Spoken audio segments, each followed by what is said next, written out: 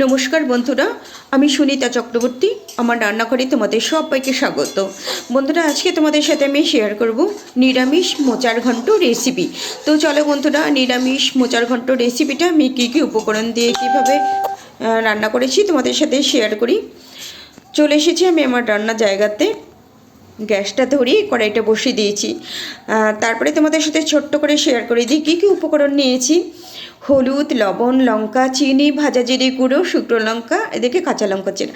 আর এইদিকে আমার মা একদম কুচি কুচি করে মোচাটা কেটে ধুয়ে রেডি করে রেখে দিয়েছে। আর এই যে আলুটাও মা কেটে ধুয়ে পরিষ্কার করে রেখে দিয়েছে। এবার আমি ঝটপট রান্নাটা করে নিই। কড়াইতে তেল দিয়ে দিলাম। এবার আমি দিয়ে দেব শুকনো লঙ্কা, জিরে ফোড়ন।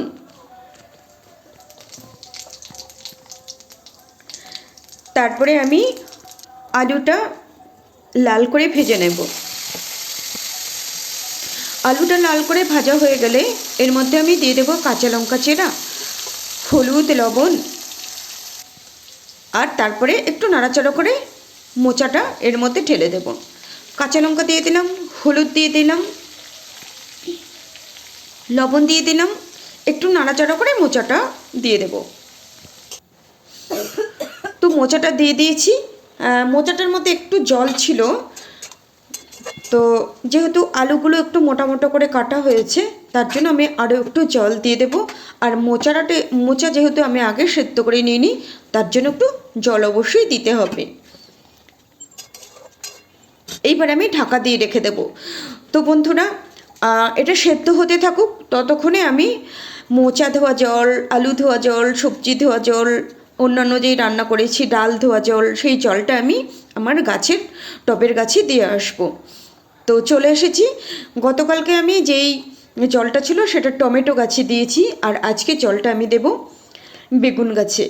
তো কলার মোচা ধোয়া জল, তারপরে কলার খোসা পচানো জল, কলার খোসা ধোয়া জল, এইগুলো গাছের উৎকৃষ্ট খাবার বলতে পারো। তো তার জন্য আমি সেগুলো গাছে দিয়ে দিলাম। তো চলো বন্ধুরা, ততক্ষণে আমার মোচাটা সেদ্ধ হয়ে গেছে। এইবার দেখিনি আলুটা সেদ্ধ হয়ে গেছে কিনা। মোচাটা তো কুচি কুচি করে কাটা আছে, মোচাটা অনেক আগে সেদ্ধ হয়ে গেছে। দেখে নেব আলুটা সেদ্ধ হয়ে গেছে কিনা।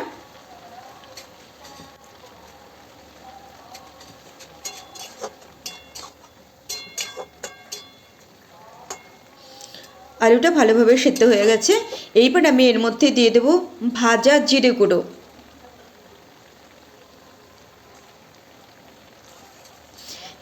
দিয়ে দিলাম চিনি, আর দিয়ে দেবো 1 চামচ মতো ঘি, আর দিয়ে দেবো একটু গরম মশলা সামান্য। তো বন্ধুরা, হয়ে গেল নিরামিষ মোচার ঘন্ট রেসিপি।